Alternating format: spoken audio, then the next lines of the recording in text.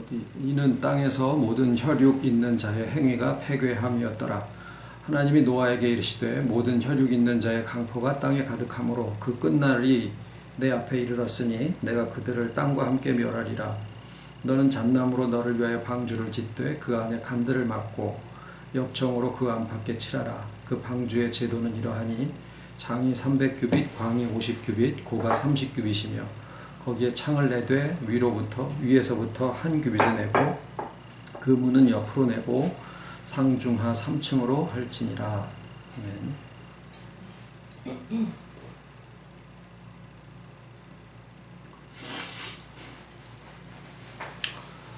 하나님께서 영이시기 때문에 형체가 없으셔서, 그러니까 손발이 없으셔가지고 노아에게 방주를 지으라고 시키신 게 아니죠. 창조시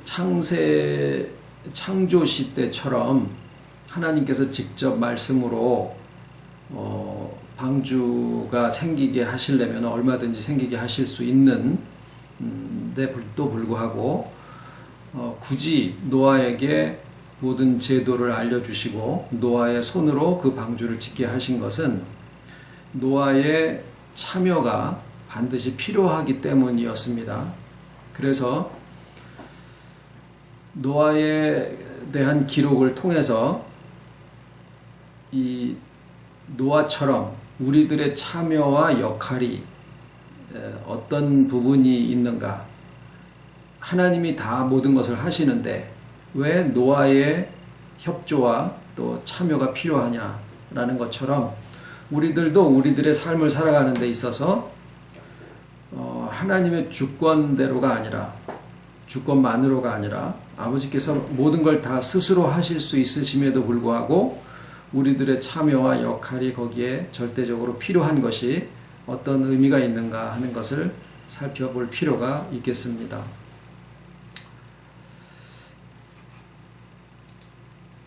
창세기 6장에서부터 8장은 노아에 대한 사적을 기록을 하고 있는데, 기록하신 분은 모세지요. 모세는 당시까지 내려오던 여러 가지의 구전으로 전달되던 말씀을 모아서 기록을 하죠. 그런데 하나의 그 기록이, 그러니까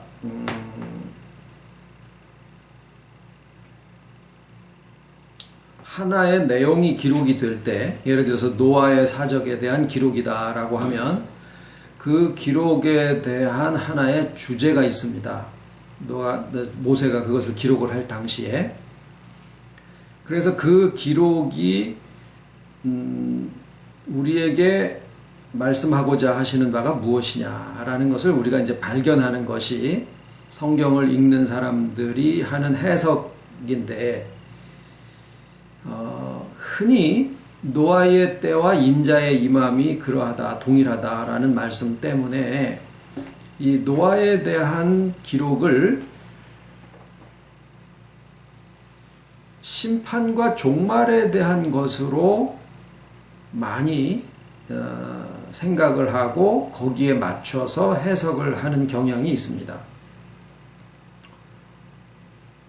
우리가 성경을 볼 때 어떤 분의, 아브라함이면 아브라함, 노아면 노아, 아담이면 아담, 어떤 사람이 잘했나 잘못했나 라는 것을 보고 그 사람이 잘못한 것을 배우고 못한 것을 경계하자라고 하는 것이 가장 일반적으로 성경을 보는, 성경을 대하는 그 사람들의 태도입니다. 그게 가장 일반적으로 성경을 보는 태도예요. 아브라함에게서 믿음을 배우자, 또 야곱에게서 무엇을 배우자, 다윗 왕에게서 무엇을 배우자, 이런 식으로 하는 것이 가장 일반적으로 성경을 읽는 사람들이나 또는 배우는 사람들의 태도입니다. 그런데 성경은 하나님께서 그 선진들을 통해서 오늘을 살아가는 우리들에게 직접 하시는 말씀을 우리가 들어야 되는 거거든요. 그러니까 선진들의 잘잘못을 놓고 이 사람은 잘했으니까 내가 그걸 배우자, 못했으니까 그것을 경계하자라고 하는 태도가 틀렸느냐 맞았느냐라고 얘기를 할 필요는 없지만 성경을 기록하신 본래의 의도는 하나님께서 그들을 하나의 도구로 사용을 하시면서 오늘을 살아가는 각 시대에 성경을 읽는 사람들의 개인에게 하나님께서 말씀하고자 하시는 바를 그것을 찾아서 자기 것으로 듣는 것이 바로 성경을 보는 제대로 된 태도예요. 그래서 오늘 우리가 이 노아의 기록 창세기 6장에서부터 8장까지를 이제 우리가 다 아시는 것으로 하고 그 내용 중에서 이것을 기록하게 모세를 통해서 기록하게 하셨을 때 이 노아의 사적을 통해서 우리에게 하시고자 하는 말씀의 주제가 무엇일까? 심판인가? 아니면은 종말인가? 아니면 준비를 하라 이런 것일까? 다 설교의 제목들이에요. 그때 당시에 노아가 방주를 지었듯이 우리도 방주를 짓자 이렇게 설교를 해도 되고 그때 종말이 있었던 것처럼 지금은 불심판을 위하여 준비한 바 되었으니까 경계하자 이렇게 설교를 해도 되고요. 하나님이 악을 그냥 놔두지 않고 심판하신다라고 하는 주제로 해도 됩니다. 그런데 요 기록의 내용의 제일 앞에 부분에 해당하는 오늘 말씀 중에서 그 제목이 거기에 나와요. 그러니까 그 내 기록의 주제를 앞에 먼저 언급을 하는 것이 일반적인 구약 성경의 기록 방법입니다. 그래서 노아에 대한 기록을 처음 시작하는 과정에서 오늘 본문 읽은 말씀 중에 어떤 내용이 언급이 되어지고 있느냐 하면 그가 당세에 온전한 자고 그 다음에 그가 하나님과 더불어서 동행하였더라 라고 하는 말씀이 나와요. 이제 오늘 말씀을 쭉 다시 들여가면서 설명을 드리겠습니다마는 이 노아에 대한 기록을 모세를 통해서 하셨을 때 이것을 종말로나 심판으로나 아니면 준비에 대한 말씀으로 하신 것이 아니라 동행에 대한 주제로 말씀을 하셨다라고 하는 것을 먼저 말씀을 드리고자 합니다. 그래서 우리는 노아의 방주를 어떻게 지으라라고 하는 그 제도와 설계에 대한 내용을 쭉 같이 나누어 가면서 이것이 종말로 보게 되면 종말에 어떤 사람들이 더 높아지고 어떤 사람이 더 낮아지고 마지막 때 영광을 누가 더 받고 누가 덜 받고 하는 이런 식으로 볼 수 있겠지만 동행의 시각으로 보게 되면 그 안에 있는 방주의 제도나 규격이나 이런 모든 것들이 거기에 나와 있는 숫자나 이런 것들이 오늘을 살아가면서 주 안에 동행하는 사람들에 대한 어떻게 동행을 하는 것이냐, 주와 동행하는 것이 어떤 삶을 말하는 것이냐라고 하는 것에 대한 묘사를 하고 있다라고 하는 것을 우리가 이해하실 수 있으리라고 생각을 합니다. 그래서 먼저는 노아 방주와 그 방주 안에서 생활하는 1년여의 기간이 전부 다 하나님의 모습은 전혀 보이지가 않지만 그 방주를 짓고 그 방주 짓는 과정으로 설명된 그 동행의 삶을 노아가 방주 안에서 1년 약 10일 정도의 삶을 살게 됩니다. 그래서 그 떠 있는 그 기간이 어디로 갈지 모르죠. 노아 방주가 동으로 가야지 되는지 남으로 가야 되는지 정처가 있는 것도 아니고 그저 바람이 불고 물결이 치는 대로 흘러갈 수밖에 없지만은 결코 세상에 빠지지 않는 그런 삶을 1년여를 살게 됩니다. 계획도 할 수도 없지만은 그러나 하루를 주신 대로 굉장히 열심히 부지런히 살았을 거다라는 것은 얼마든지 예상할 수가 있고, 그 안에서 하나님의 때를 기다리면서 하나님의 인도하심 속에 세상적으로는 물리적으로는 바람과 파도가 물결이 인도하는 대로 방주는 그래서 떠서 세상에 빠지지 아니하고 세상에 떠서 그렇게 살아가는 그러한 삶을 살다가 그 다음에 새로운 시대를 맞이하는 것으로 노아의 기록이 마치게 됩니다. 자, 그러면 먼저 이 노아의 기록이 심판에 대한 것이 아니다라고 하는 것을 먼저 설명을 좀 드려보려고 합니다. 사람들이 생각하기를 하나님이 어떻게 공의로운 하나님이라고 할 수 있느냐. 노아의 시대에 얼마나 많은 사람들이 살았을지 모르지만 추정하기로는 한 10억 이상은 좋게 살았을 거다라고 생각을 하고, 어떤 사람들은 노아 이전에 있던 그 문명이 오늘날 이런 전기나 이런 문명은 아닐지 몰라도 그때 당시에도 뭐 비행기 같은 탈 것들도 있었고, 또 우리가 생각하는 이렇게 건전지 있죠. 건전지로 이렇게 전기를 일으켜서 뭘 데피기도 하고 하는 그런 그 유적도 발견한다. 이런 얘기도 나오고 있습니다. 그리고 높이가 한 10m 정도 되는 그런 장대한 키를 가진 그런 네피림족들도 그때 살았었고, 또 그런 유적들이 발견되기도 하고 그러는 거를 보고를 하고 있는데, 어쨌거나 지금의 시대가 그때보다 월등히 더 우월하고 뭐 이런 것이 아니라 당시에도 문명으로 치면은 상당히 높은 문명을 가지고 있었던 시대였었다라고 고증들을 하는데, 문제는 악하다라고 표현을 하고 계세요. 그런데 그 많은 사람을 8명만 남겨놓고 어떻게 다 죽일 수 있느냐. 그게 어떻게 하나님의 공이냐. 하나님의 자비라고 하는 것은 눈꼽만치도 찾아볼 수 없는 거 아니냐. 그러면서 이제 무슨 세월호라든가 뭐 이런 쪽으로다가 연결을 해서 과연 하나님이 살아계시냐. 이런 식으로 불평이나 의심을 하는 사람들이 있습니다.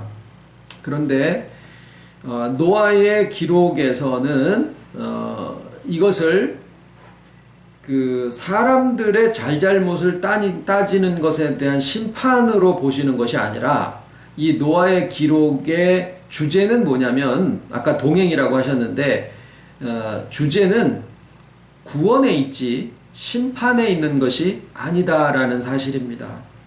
왜냐하면 그때 당시에 악하다라고 하는 그 내용을 하나님의 창세기에서부터 6장, 7장, 8장으로 이루어지는 아담에서부터 이 노아까지의 그 모든 과정을 쭉 다 같이 보게 되면 하나의 주제가 뭐냐면 하나님에게서부터 떨어져 나간 자들의 결말, 이런 것을 얘기를 하는데, 그것은 하나님의 형상대로 지음을 받은 인간이 하나님과 떨어진 상태라고 하는 그 영이 죽은 상태는 육으로 그냥 호흡을 하고 살아서 문명을 키워놓는다고 하더라도 하나님의 시각으로 볼 때는 이미 죽어있는 멸망받은 자들이더라 라는 거죠. 그래서 그 노아의 방주를 준비하고 그것으로 건져내는 그 사건은 이미 영적으로 다 죽어서 그것을 뭐라고 표현하냐면 육체가 되었다라고 표현을 하고 있어요. 그래서 이미 죽어있는 멸망받은 자들 가운데서 방주라고 하는, 즉 동행이라는 그러한 주제를 통해서 하나님께서 택함을 받은 그 자들을 건져내신다라고 하는 것이 이 노아 기록에서의 주제가 됩니다. 그것은 요한복음 3장 17절 18절에 나와 있는 말씀에도 아들을 하나님이 세상을 이처럼 사랑하사 독생자를 주셨으니 누구든지 저를 믿는 자는 멸망을 받지 아니하고 오히려 구원을 받는 거죠. 그러니까 독생자를 보내신 것은 이렇게 돼 있어요. 하나님이 그 아들을 세상에 보내신 것은 세상을 심판하려 하심이 아니요 저로 말미암아 세상이 구원을 받게 하려 하심이라. 그러니까 이 노아의 방주에서의 주제도 멸망시키자고 심판하자라는 것으로 이것을 접근해서는 안 되고, 하나님의 방주로 그 가운데서 이렇게 택해서 구원시키는 것이 여기에 있는 주제다라는 것을 또 말씀을 드립니다. 그러면은 노아 방주의 구조가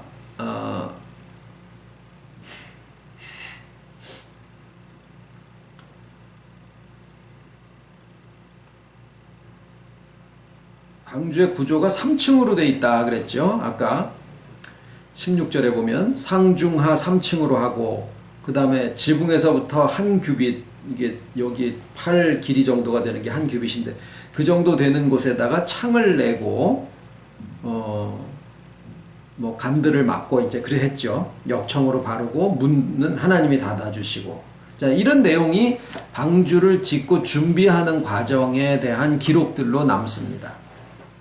그러면 이것을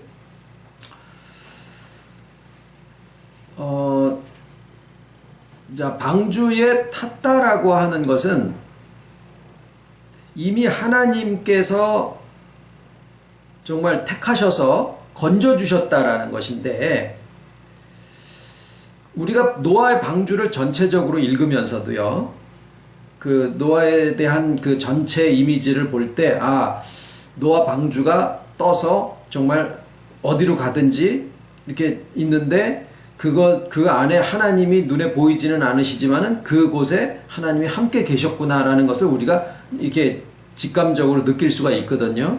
그러니까 노아 방주에 대한 주제를 그 떠서 다니는 기간을 상상을 해보면, 이게 하나님과 주 안에서 동행하는 삶에 대한 것이다 라고 하는 것을 우리가 받아들이는 게 어렵지 않을 거예요.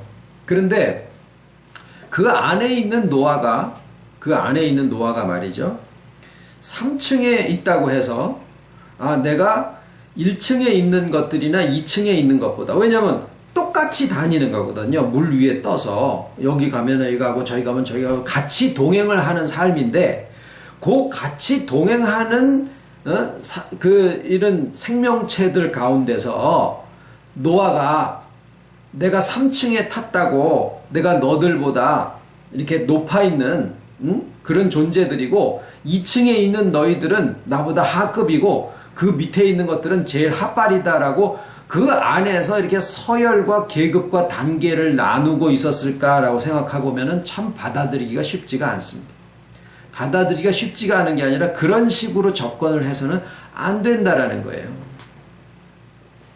그렇게 해석을 하게 되는 것을 받아들이게 되면 하나님의 택함 가운데서 또 서열을 나누고, 그러면 택함 받은 서열 가운데서 또 나누고 또 나누고 또 나누고 또 나누고 계속 그것을 하다가 보면은요, 계속 1등상을 타는 사람들이야 좋겠지만은 거기서 떨어지는 사람들도 계속 나올 수 있는 거고, 그러면 나중에 혼자 방구석에 앉아가지고 자기가 최고 가지고 있다고 혼자서 잘난 척하고 혼자서 미쳐가지고 그렇게 있는 사람이 될 수밖에 없어요. 왜 그러냐 하면 성경을 바라보는 접근 방법이 잘못되어 있기 때문에 그래요.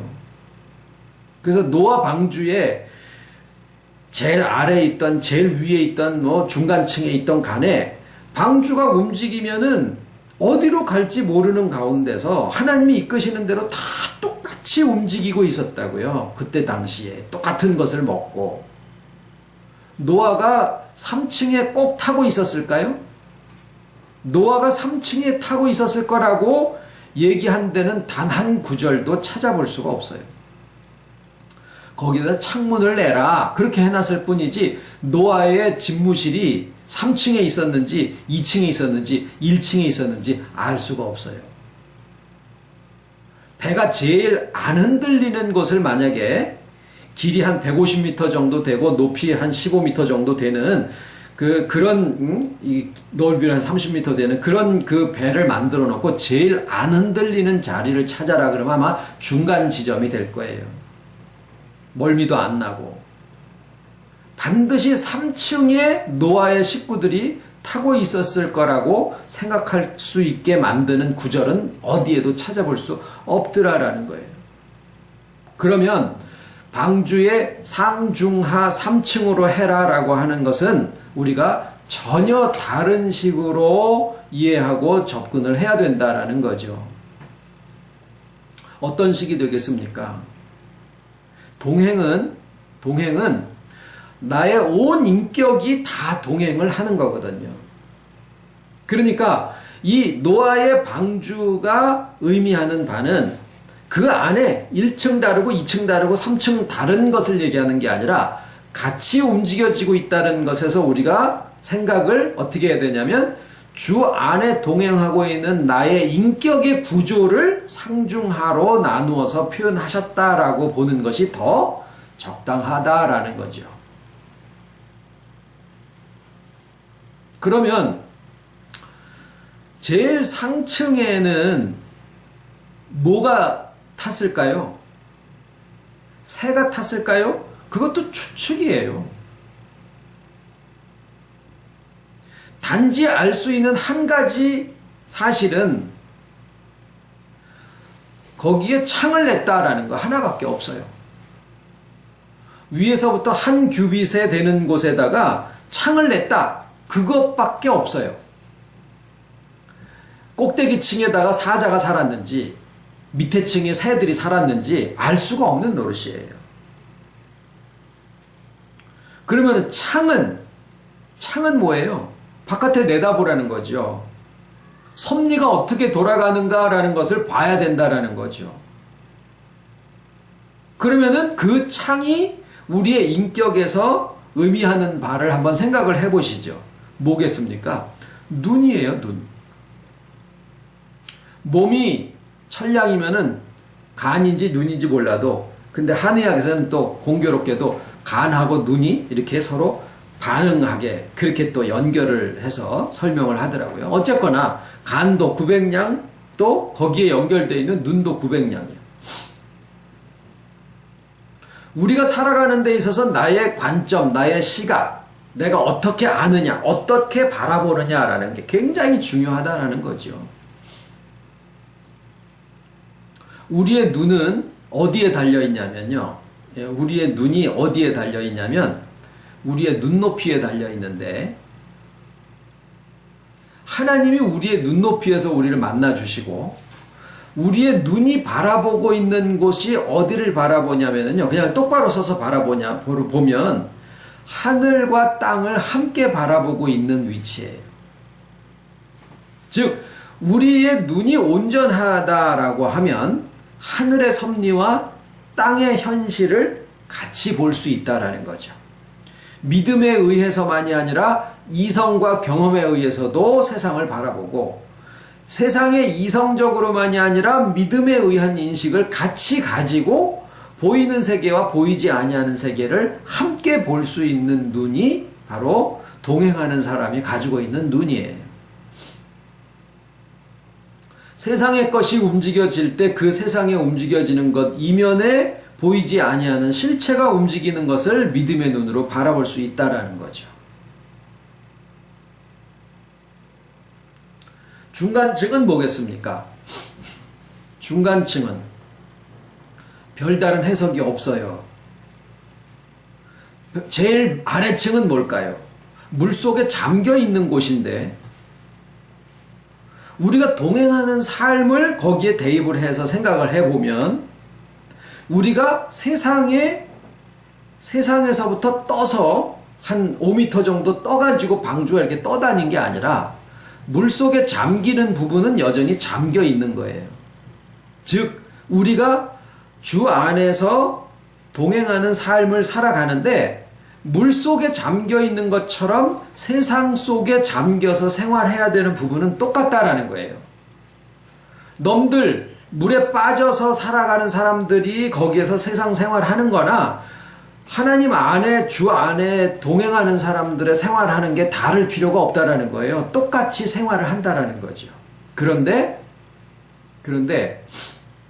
물에 빠져 생활을 해도 물에 빠져 있는 게 아니라 거기와 사이에 경계가 있어서 물이 안으로 새 들어오지 못하게 되어 있더라라는 거예요. 아마도 3층에 창문을 냈으니까 2층이나 1층에다가 문을 매달아 놨겠죠. 그러니까 우리의 온 인격이, 영혼과 몸과 모든 인격이 주 안에서 동행하고 살아가는데, 그 동행하고 살아가는 데 있어서 뭐가 마지막에 닫히느냐면 사람들, 그러니까 모든 짐승들이 다 들어와서 탑니다. 그건 무슨 뜻일까요? 베드로에게 하늘에서부터 네 귀퉁이를 매달아서 보자기가 내려오는데 그 안에 각종 짐승들이 다 있어요. 잡아먹어라. 아우, 옛날부터 내가 속된 거를 먹지 않은 줄 아시지 않습니까? 내가 거룩하게 깨끗하게 한 거를 네가 속되다고 하지 마. 잡아먹어라. 3번을 거푸 얘기를 하시지요. 노아 방주에 탄 짐승들이 정결한 짐승만 탄 게 아니라 부정한 짐승들도 그 안에 탔어요. 어떤 그 하나님의 동행하심 가운데는 좋은 일만 있는 게 아니라 좋지 않아 보이는 일들도 그 안에 함께 있을 수도 있다라는 거죠. 사망의 음침한 골짜기로 다니게 하실 때도 있고 쉴만한 물가와 푸른 초장에 누이게 하실 때도 있더라라는 거죠. 그런데 우리의 믿음은, 동행의 믿음이 뭐예요? 모든 것이 다 합력해서 선을 이루신다. 그것을 노아의 방주에 들어오는 모든 짐승들을 하나님께서 친히 모으셔서 그 안에 들이셨더라라는 거예요. 우리에게 주어지는 모든 일들은 좋아 보이는 일이나 좋지 않아 보이는 일, 내가 이해할 수 있는, 이해할 수 없는 모든 상황들이 다 합력해서 아버지의 선을 이루게 되어 있더라라는 거예요. 그게 동행하는 사람들의 믿음이에요. 그런데 마지막에 문을 닫으시는 것은 안에서 노끈으로 해가지고 이렇게 닫은 게 아니라 하나님께서 문을 닫아주십니다. 이게 예수님이 내가 곧 양의 문이라고 하는 신약 성경에서의 진술과 맞아떨어지는 부분이에요. 하나님이 문이시기 때문에 우리가 문을 열고 닫고 하는 게 내 주관과 내 결정과 선택에 의해서 되는 것처럼 생각을 하고 있기 때문에 만문을 여는 것이 어떻게 되는 건지 모르겠었거든요. 어떻게 해야 마음을 엽니까? 몰랐었거든요. 그런데 바로 주님이 곧 문이시기 때문에 하나님이 문을 닫을 때 닫으시고 열 때 열어주시더라라는 거예요. 다시 말하면 주님의 복음으로 문이 열려지는데 그 복음이 내게 들려질 때 내가 복음을 쓴 게 아니죠. 내가 연 게 아니죠. 오직 복음이 나의 귀에 들려지고 그것이 이해되어지면서 내게 그 주님의 음성을 알아듣고 그 내용을 이해할 수 있는 그러한 믿음과 이성의 지각력이 생기게 되면 그 말씀을 내가 받아들여서 내 것으로 삼게 되는 것이 곧 문을 여는 거더라라는 거예요.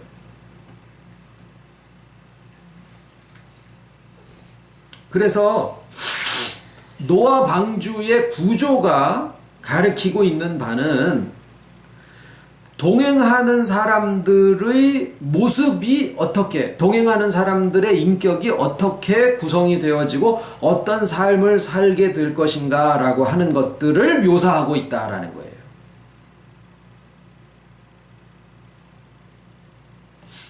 그리고 또 한 가지 사실은 노아 방주에 탄 생명체들의 특성인데 전부 다 짝이 있죠. 다 짝이 있죠. 이 짝이 둘씩 짝이 되어져 있다라고 하는 이 사실이 우리에게 주는 의미와 그 다음에 자식도 셋이고 그 다음에 상중하 3층으로 하라 그러고 이런 어떤 3이라는 숫자가 거기에 또 쫓아다녀요. 짝이라는 것과 3이라는 숫자가 쫓아다녀요. 짝이 주는 의미는 뭐겠습니까? 연합이에요. 연합이 둘이 합해서 한 몸이니라 라고 하는 그 부분이에요. 3이 주는 의미는 뭐겠습니까? 삼위일체하는, 우리는 주님과 동행하는 것이고 주님과 연합을 한 것인데 실상 거기에 삼위일체 하나님의 임재하심이 거기에 함께 하신다라는 거죠. 그래서 노아 방주가 다 지어지고 나고 나니까 역청으로 물 셀 틈 없이 다 바르고 하고 나니까 그 다음에는 뭐가 돼요? 물이 떴어요.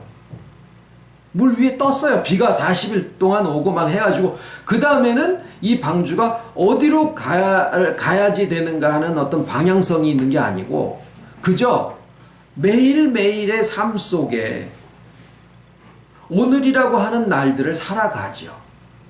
그 안에서 부지런히 살아갔을 겁니다.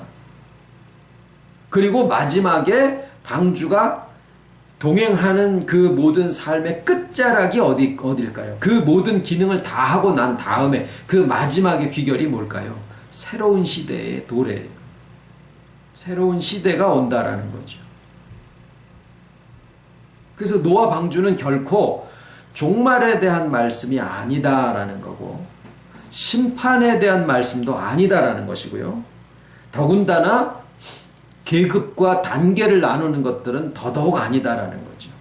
노아 방주의 모든 기록으로부터 우리에게 하나님이 하시는 말씀은 뭐예요? 동행의 삶이에요. 동행의 삶.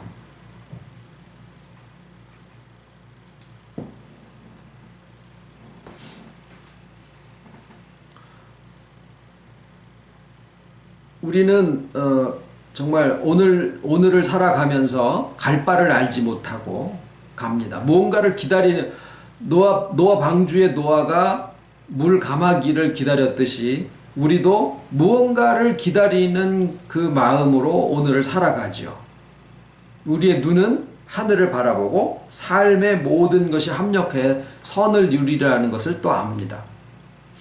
하나님께서 친히 우리의 방패와 상급이 되어주시고 그러나 우리의 삶은 여전히 세상 속에 있지요. 거기서 주님과 동행하고 하나님께서 거처를 함께 하시는 그 자리가 바로 동행의 자리.